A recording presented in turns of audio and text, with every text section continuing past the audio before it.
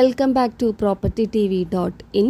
കോട്ടയം ജില്ലയിലെ കറുകച്ചാൽ NSS ജംഗ്ഷനിൽ നിന്നും 50 മീറ്റർ മാത്രം മാറി പാലമറ്റം കറുകച്ചാൽ റോഡിൽ 19.5 സെന്റ് സ്ഥലം വിൽപ്പനയ്ക്കുണ്ട്.